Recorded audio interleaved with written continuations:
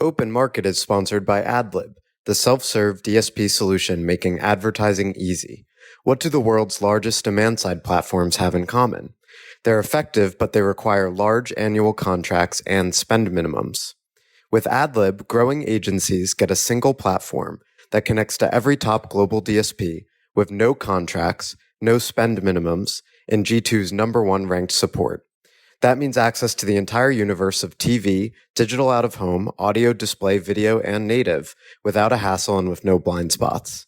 It's incredibly easy to use, plus it can automate most of the work your team spends hours a day doing manually. Get the most powerful media buying technology without the barriers to entry. Check out AdLib at getadlib.com today. Hey guys, it's Eric from Open Market. Just a quick note before we get into this episode with Tim Vanderhook of Viant. We filmed this live at CES in a crowded room with some new audio equipment we're still figuring out. So you might hear a little bit of background noise. You might get some level differences. We'll figure that stuff out all in the future. But in the meantime, you're going to love this episode with Tim. He brings it in every way, and it's going to be an awesome conversation. So get ready, and we'll see you soon. Two Italians and one Dutchman walk into a CES booth. It's Joe Zappa, Eric Franchi, and Tim Vanderhook. Alternatively, two bald men and one man who has suspiciously good hair for an octogenarian. That's right. If Chris were here, he would mash his hair. So we're at CES. Tim, how long have you guys been coming to CES? Oh, gotta be 15 years. But I still remember my first CES like it was yesterday. Back then, cell towers would get overloaded. It was hard to make phone calls, receive phone calls. What a different world we live in today. Connectivity is key. The real question is, was your hair as good as Eric's at that time? No way. I don't think my hair has ever been as good as Aaron's. Tim, what's the CES vibe check before we get into what you're up to at Viant? I would say very healthy. I think in general, it's a seasonal low period for advertising. But I would say this has been the best temperament I've seen from everybody in the show, it feels like. So I think Q1 is pretty healthy out there. Yeah, I think that's true. People have been pretty bullish whom I've been talking to. I remember a couple years ago, you would go to an event and every person is like, yeah, man, this fucking sucks. Yeah, the Q1 blues. Yeah, exactly. And now people are pretty optimistic. Yeah. So what's the latest with Viant? What are you talking about? Yeah, Viant, we have our latest version of Viant AI that we're rolling out. So many are familiar with Viant AI. It was a media planning focus to basically create and set up campaigns, but it stopped at the media plan. And so what we've now rolled out here with Viant AI is once the media plan's agreed to, it's a single button that you push, and all of that media plan is built inside of the Viant DSP. So just removes reams of people and ad trafficking and operations of the rote work of taking data from a spreadsheet and manually entering it into likely one of our competitive DSPs. So now with the touch of a button, you don't have to do any more ad trafficking. It traffics it for you. That's a big one. Also with Viant AI, we launched AI Measurement, which is a new agent for reporting and insights and using AI to drive next best action. So no longer do you need to log into Viant's DSP to get your campaign performance report. You simply ask the measurement agent, give me an update on campaign performance like I just showed you, and it pulls all the relevant data and tells you what's going on with your campaign. But most importantly, it tells you what to do to improve the results. I was talking to Jason Fairchild, founder of TV Civil Tech, about a certain market-leading DSP, and he was saying, working is like walking into the cockpit of a 747. Which obviously provides an opportunity for disruption insofar as you can make something simpler. So I think self-serve is simpler than that, right? Like a traditional super complex enterprise. Yuppie. And then this is even simpler than self-serve. Could you talk a little bit about that evolution? Yeah, and I think other leading DSPs in the market, they use the fact that people are trained and certified on how to use their platform. That actually is one of the moats of their business. So when Viant shows up and comes in and says, hey, we're a DSP, there's that same level of anxiety that people have, like if you're a Mac user and someone gives you Windows or vice versa. Although they're similar, you don't want to learn something new. That's been a moat for our competitors for quite some time. But now with AI and using chat, we think it breaks down that barrier. No more certification, no more training, but most importantly, no more manual data entry mistakes. Fat finger mistakes happen a lot in programmatic advertising, and it's a big problem. Now we've removed that, using AI to power it all. So what comes after self-serve? Fully autonomous. I mean, our goal since we went public in 21 and talked about our story of autonomous advertising, what is that? It's full self-driving. That is really where Viant's going. And yes, it is human supervised, but one day it's going to be fully autonomous.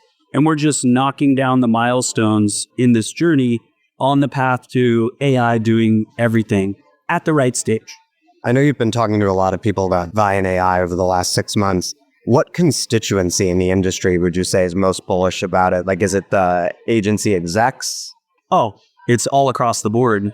Certainly ad agencies, number one, because we helped automate a chunk of their workflow with Viant AI from a strategy and planning concept. But now it's really anyone who's using a programmatic DSP. So now you can go from the AI, it automatically builds the shells in the DSP, launches a campaign while you're still within the AI, and you get reporting through the AI and insights and optimization suggestions for you to improve the results. So ad agencies, number one. Advertisers, probably number two as well, because they look at their in-house teams are always lean if they don't work with agencies. And so the productivity gains for using Viant AI are pretty tremendous out there. We're cutting many hours of work, but you certainly get some people inside of an agency at a lower level who might be working in ad ops who sees Viant AI as a threat, but we're really helping improve their lives when they think about it. No one wants to do ad trafficking, pasting pixels in creatives, uploading budgets. I mean, we just had a campaign a week ago came through. 17,000 creatives had to get uploaded into the self-service DSP, and that's quite a tall order for it to launch by January 1st. So people were working weekends, but now with Viant AI, it handles it all for you. What do you like? How long do you think it will take for advertising to really get on board with that? And what do you think some of the challenges to adoption? You know, I don't think there's really a challenge to adoption other than trust in AI. That's what's in the back of everyone's head is, can I trust this thing? And I think that's where we're getting to, which is why we like the current approach that's human supervised. People can see the output. We tell you the justification is to why it gave you the output. I mean, that really is the number one reason why AI is not used today, I think, is trust in humans' heads. Can we really trust AI? Once people get there, though, they get there real quick. Once they start playing with it and using it, you go from zero to believer in about 2 minutes because you can see the results yourself and gut check it and qualitatively check it. Once you launch a campaign, we'll see the quantitative results. Was it better or worse? But certainly there's not a huge barrier to adoption other than trust because it's so easy to use. I think this thing gets massively adopted in 2025. If I showed you our pipeline of customers who are asking for Viant AI, it's the biggest pipeline we've ever had in 25 years of being in business. So it's what they want to buy in 2025, but there's not a lot of products that they can buy. I think that one of the underrated forces that's going to drive adoption of AI in advertising is actually the advances that are happening in consumer, right? Like the reason response to Viant AI when you guys demoed in the fall was so positive is I think in part because somebody had played around with ChatGPT or thought, oh, whatever it is. And I know that since I've started using ChatGPT more, I'm already feeling that shift from SaaS to agents because I'm talking with ChatGPT and I'm like, can you give me this information? And I'm like, can you just like fix it for me? You know, so I think that will sort of happen naturally because as you feel the software getting more intelligent, the user is naturally going to want it to just go the extra step. And as that's happening in consumer, it's happening in B2B as well. Yeah, I mean, it's important we don't mince words. AI is going to crush SaaS companies. It's over if you're a SaaS company. I actually was debating with another CEO on LinkedIn. He said nothing has ever killed SaaS and AI isn't going to do it either. And my comment was AI is definitely going to kill SaaS and it's already happening. There's many examples of it. And I really think as humans adopt AI, the genie doesn't go back in the bottle. Once the genie's out, you have to adopt it. You have to go full board, lean into it, and try to be a leader in that space. So I feel bad for SaaS companies that are saying AI is not going to hurt them. It's definitely going to hurt you. I would say that most of the conversations I've been having over the course of the past now 2 days have involves CTV, either like fully or, for the most part in terms of like where people's focus and investment might lie. What is the AI opportunity in CTV specifically? Well, to me, AI's opportunity is the same in CTV as it is to everything. AI gets applied horizontally across absolutely everything. It's going to surface to you what's working, what's not working in an instant without you having to log it in check. So to me, though, long-term in CTV, AI is going to play a role in making the ads.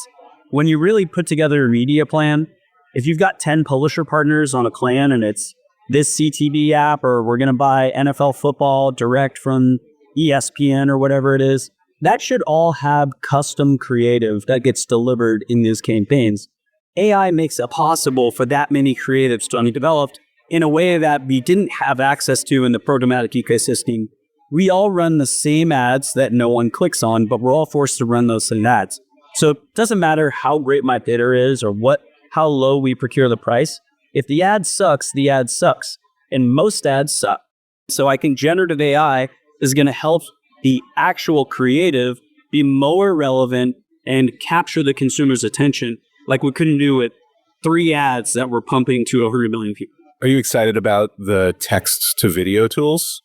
Oh, yeah. I mean, text to video is amazing. Image to video is amazing. These things are just mind-blowing. They certainly have ways to go, and creative is the hardest piece. That's why you haven't seen it yet. The foundational models are still improving. OpenAI launched Sora, or the improvement to Sora from what they launched a while ago. When you think of imagery, we play a lot with the open model called Flux that we play with on imaging. So certainly you're going to get what's going to come first. Podcast ads, streaming audio ads, very easy to do with AI today. Write the script, have a voice clone, and launch it. So I think streaming audio, everyone's talking about CTV, but I think streaming audio in 2025 is going to have a big year, because the number one reason why people don't buy streaming audio is they don't have that ad format ready to go. They've only got standard IAB ad format. So with generative AI here today and the voice cloning that's come so far and is so good, streaming audio should have a great year and really unlock this into the future. Display advertising is basically ready to go for the most part. It's just changing out call to action in some of the headlines that are the hardest is going to be CTV. And I can't really give you a good timeline other than just a guess. I think by the end of the year, Runway, Sora, all the video tools will probably have improved themselves, where you're going to start to see the first iterations of 30-second spots powered inclusively by AI. It's going to be awesome. That will help a lot of publishers and the ad tech companies to support them compete with Google. You published something on LinkedIn today about the negative ramifications that Google's dominance has had on the advertising ecosystem. Yeah. Obviously, people talk about this a lot, but could you talk about some of the biggest downsides for advertisers and publishers to that status quo, and what might change if Google were as the dominant? Well, there's only upside, because we all live in Google's world. So Google creates the rules, sets the rules, and they're favored to favor Google to we. So, and it's not just Google. What I wrote on LinkedIn about how big can one company get? That's really what's the limit that is feasible, because we've now all experienced a world where Google is dominant. Eric and I battled them early, and they've only gotten bigger, and their dominance has only grown stronger over time. It's the same for Apple. It's the same for Amazon. It's the same for all big tech. And I think as a society, the question becomes, what is the right max cap without stifling innovation? I'm a Republican. I believe in pro-business policies. I don't like regulation. I think it causes a problem. But that being said, there's also real monopolies that exist in digital ecosystems. So the point of my post was, what's the right limit? And I like to look at history on what is the right limit. And in broadcast, these rules are already created. And so when looking at the broadcast rules, and if we applied them to the digital ecosystem, what would that look like? And so I just took the same percentages. You can't have more than 39% market share in the country. So what does that mean for Google search? Well, that means we have a Google search engine, an Apple search engine, probably an Amazon search engine as well too. And there's real competition in the space. I doubt a startup is going to compete with them. It's more the bigger companies are going to be forced to compete with each other. What do we see the deals? Google did a deal with Apple, Google does a deal with Samsung, and bam, it's over. And if you go back to a prior post, Google killed MySpace by changing the search rankings, and it favored YouTube, and this was the dynamic that led to the downward spiral, but no one was aware of it at the time. You can only really see the detrimental impact. And I use MySpace as the example, and I'm sure some listeners are laughing, but they were the world's largest website, bigger than Google at one time. And the point of using them as the example, not because I want MySpace to come back or I'm bitter about it, it's that if Google can take down the number one website by changing their search ranking, they can do it to anybody. So, and that's the power of the monopoly. So to me, I think the broadcast rule restrictions are very relevant to the digital ecosystem because we've contemplated cross-platform ownership of television and radio and newspapers. Now, a lot of these are dying, but it doesn't mean the rules shouldn't be applied to the go-forward basis. What does that look like? Google search, ad platforms, browser market share, video distribution, all these rules, there should be caps across the board. So if you ever piss off one company, they can't decapitate you in the public square. So that's an example of the ramifications for advertisers. I mean, it comes down to things like cost, brand safety measurement. We talked a lot about performance. Chris did a post today about frontality. Could you talk a little bit about the negative effects of their dominance? Things where he's advertisers and what he's like to see the advertising ecosystem look at to overcome here? Yeah. I mean, the problem is that if you want to buy YouTube, you got to use DV360. If you use DV360, it's their attribution methodology, which is Google. What is Google's attribution methodology? Last touch attribution, which favors Google search. So it's all rigged to feed ad money to Google's ad products. And when you're that big, that's the point. So I think by having this, it's all about having choice. So if I didn't have to use DV360 to buy YouTube, I could have a different attribution methodology, which would disperse the money to the publishers, the sell side, very differently. It might favor ESPN versus YouTube, or a quality production versus user-generated content. Whatever it is, and marketers are going to come up with their own rules, and they should. They know their business is the best. But when you get into these standardized and dominating markets, there is no variation in the reporting, in the attribution. What Google says goes. And I think one of the whisper campaign that I've been having in conversations with everyone, and everyone's talking about, is everyone's fed up with last touch attribution because we're in a TV world now. Streaming is dominating, and last touch attribution doesn't make any sense in that TV world. You need cross-device. They're going to take action from their mobile phone, but they were exposed on the TV.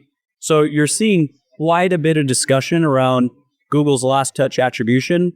At Viant, 70% of our customers are paying us to provide measurement, which is all 6 attribution models, incrementality lift of sales of this. And so there's a huge hunger for new ways to look at what am I getting for my money, not just the standard old school double click report of last touch attribution. Final thing before we break, because we're going to lose the room. Viant has been on a tear for a year now, right? Just in terms of obviously the public market performance, Viant AI, and then like you guys as voices individually. We talked about this in a previous conversation, but I'd love to just like get your current thinking about just like marketing and building reputation and what you've learned. I think you guys are like an incredible example over the course of the past year. Yeah. So social provides the pulse of society, real time, what people are thinking, feeling, and then therefore everyone can read that, and that becomes the larger discussion in the marketplace. So for us, we stopped taking a traditional approach and then started talking directly to the ecosystem through social. And we always knew we had strong points of view, and we always think they're right, but it doesn't mean they're always right. Just like my broadcast ownership rules, maybe it doesn't make sense, but I like the framework of looking at a different traditional channel. But to me, at least people get to hear you, read about you, and form their own opinion, whether they agree with us or not. And I think sparking these discussions online has certainly led to more people knowing who we are, thinking differently about Viant, because they get a purview into the founders and what their opinions are. And I think that is, Joe, you make posts about this all the time. That is the future of marketing, go-to-market, is actually putting it online for everyone to read, see, and comment. Okay, however, why do people not do it? It's because it's scary. I mean, I wrote a post over a year ago about Elon Musk X that I liked his approach, that it should be a free speech approach. I got annihilated in this post. And so I could feel it, but I still felt that that was right. And it's an opinion. And I think we just need to get to a part in society where it's okay to have an opinion that may be wrong too. But in hindsight, now that Facebook announced they went too far with content moderation, he effectively admitted that they were muting people. That's basically what he did. Very interesting. And so they've gone the X route too. So now in hindsight, I think I was more right, but for the last year, maybe I was wrong. So it is scary for founders to do it, CEOs to do it, because you do have to put it out there, have an opinion. And people always ask me, like, who's writing your social? And I always tell them, it's me. We write the social. We have discussions about it. We talk about it. And sure, I sometimes pull Elon's and will write 3 sentences, but usually it's something thoughtful that's put out there that we try and do, unless it's me commenting on something else. So everyone should do it. It's hard to do. It's scary to do. And it does take a lot of work to stay up on what's going on, inform opinions about it, and then put it out there for everyone to see. And so I think if you have interesting things to say it online, and then you're able to get great feedback too. Yeah, ad tech people will swear up and down to me. They're like, well, it's just an ad tech echo chamber on social media platforms and whatever. And I'm like, I just don't understand this perspective. It's like, do you think your customers are frozen in time in 2005? Like when we were all getting our information from like traditional media sites? Like all people use social media platforms now, especially as younger people age into decision maker roles and you're reaching people who are in their 20s, 30s, or 40s. Like anyone 45 or under, definitely. Like Facebook came out when they were in college. Yeah, and I mean, just to add to that, it's also generational. The younger you are, the more apt you are to use social media to get you news. The older you are, the more traditional chambers is how you like to consume the news. And you have executives who are of the older generation today. But if you're a CEO trying to sell into agencies or whatever, the decision makers are not the CDOs of these agencies. They're the ones running the account. And that group is definitely on LinkedIn, X, Meta, all over the place, TikTok. That's where they're consuming it. So you have to appeal to both is the truth.